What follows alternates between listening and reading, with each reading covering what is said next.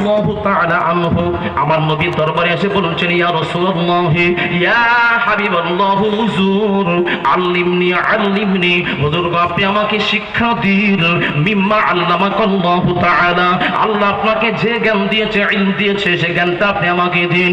আমার নবী আমার তখন আবু জেহেল উতবা সাহেবের সঙ্গে জরুরি মিটিং করছিলেন, তাদেরকে ইসলামের পথে দাওয়াত দিয়েছিলেন।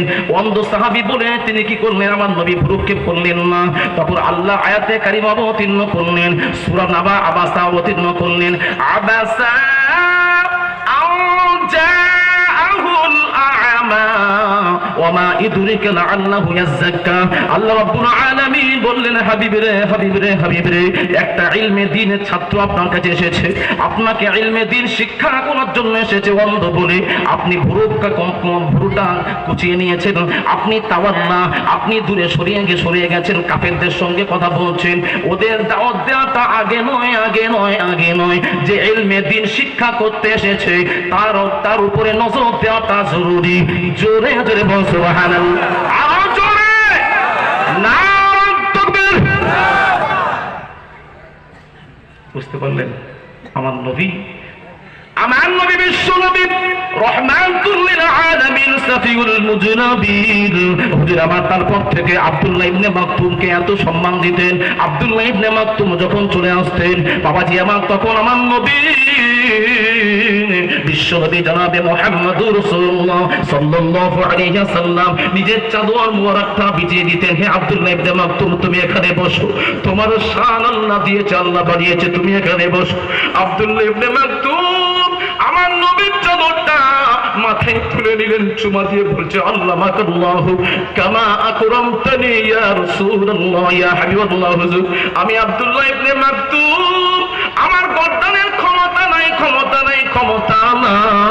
আপনার চাদরের উপরে আমি বসবো, আপনার চাদরটা আমার মাথায় থাকবে, আমার কলিজাতে থাকবে। জোরে জোরে বল সুবহানাল্লাহ। সেই দিনের জন্য আপনারা আত্মনিবেদিত হন, দিনের জন্য আগে আসুন। কি করে দিন বাঁচবে? মাদ্রাসা থাকলে দিন বাঁচবে। বাবাজি আমার ফুরফুরাদ্দিন জামানার মুজাদ্দিদ শাহ আবু বকর সিদ্দিক আল কুরাইশি রাহমাতুল্লাহ আলাইহির বড় খলিফা। বাবাজি আমার হিন্দু আল্লামা হিন্দ বলা হয়। বাবাজি আমার 18,000 হাদিসের হাফেজ আল্লামা রুহুল আমিন বসিরাতি হুজুর পীরকে এত ভালোবাসেন। পীরের জন্য তিনি কি করেছেন, হাওড়াহাট থেকে পাঁচ শিখে দিয়ে কি কিনেছেন, মশারি কিনেছেন। কেননা আমার পীর ও মুর্শিদ মশার কামড়ে ঘুমাতে পারে না। তখন ফুরফুরা জঙ্গল ছিল, এত মশা কাটতো, এত মশা কামড়াতো, পীরের গায়ে লাল হয়ে গেছে। সেই জন্য বাবাজি আমার আল্লামা রুহুল আমিন বসিরাতি হুজুর পীরকে এত ভালোবাসেন, পাঁচশিকে হাওড়াহাট থেকে দামি মশারি কিনে ফুরফুরাতে নিয়ে গেছেন। হুজুর কেবলার দরবারে গিয়ে বললেন, হুজুর আমি আপনার মুরিদ রুহুল আমিন আপনার জন্য সুন্দর দামি মশারি কিনে এনেছি। কেন বাবা, মশারি কেন কিনেছো জানতে চাই। না হুজুর আপনি রাতে ঘুমাতে পারেন না, আপনার গায়েতে মশার কামড়ের দাগ আছে। সেই সময় জামানার মুজাদ্দিদ মুশারি কানে নিয়ে বলেছিলেন, চোখের পানি ফেলেছিলেন, বাবা রুহুল আমিন তুমি পাঁচশিকে দিয়ে যদি আমার ঘুমানোর জন্য মশারি না কিনে, আমার মাদ্রাসা আছে, মাদ্রাসা ফাতিহিয়া মাদ্রাসা, পীরের নামে মাদ্রাসা, এই মাদ্রাসায় যদি তুমি পাঁচশিকে দান করতে আমি ফুরফুরার পীর আরো বেশি খুশি হতাম। আরো জোরে। দিন কি এমনি পেয়েছেন? আজকের এই যে জলসা করছি আমরা, এই জলসার মাহফিল কে শেখালো? মুজাদ্দিদ জামান শিখিয়েছে। সেই বাগানে তো আমরা করে খাচ্ছি। বাগানজি আমার আব্বা জানেন, নওজোয়ান তরুণ যুবক ভাইয়েরা, মা ও বোনেরা কানটি খাড়া করে শুনুন। আমি আপনাদের ভাই আব্দুল কাদের বলিয়ে যাই, কোরআন কি জিনিস দেখুন। আজকে দুখানা নক্ষত্র বেরালো, এখান থেকে হাফেজে কোরআন দুখানা বের হবে, তাদের মাথায় দস্তারবান্দি পরানো হবে, পাগড়ি পরানো হবে। বাবাজি আমার পিতামাতার সম্মান বেড়ে গেল, আল্লাহর কাছে তার পিতামাতার সম্মান বেড়ে গেল। ওই হাফেজে কোরআন সম্বন্ধে আমার নবী কি বলছেন শুনুন, হাল্লামা হারামাহু ওয়া হাররামা হারামাহু মান ক্বরাআল কুরআনা হাল্লালা হালালাহু ওয়া হাররামা হারামাহু আদখালাহু আল্লাহুল জান্নাহ ওয়া শাফাআহু 10 মিন আহলি বাইতিহি কুল্লুহুম ক্বাদ ওয়াজাবাত লাহুন নার রাওয়াহু তিরমিজি। জোরে বলুন না সুবহানাল্লাহ।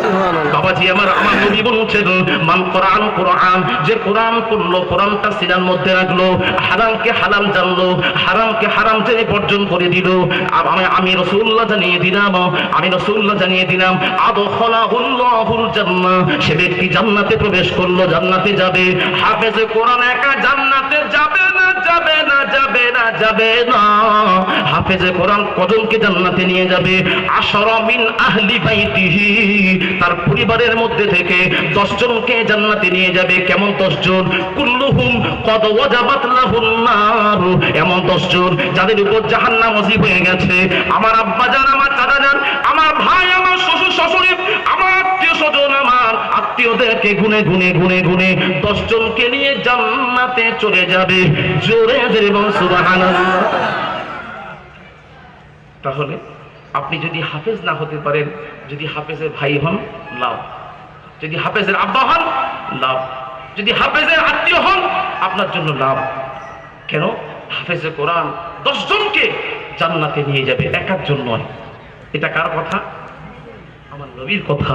নবীর কথা এক বিন্দু এদিক ওদিক হবে না।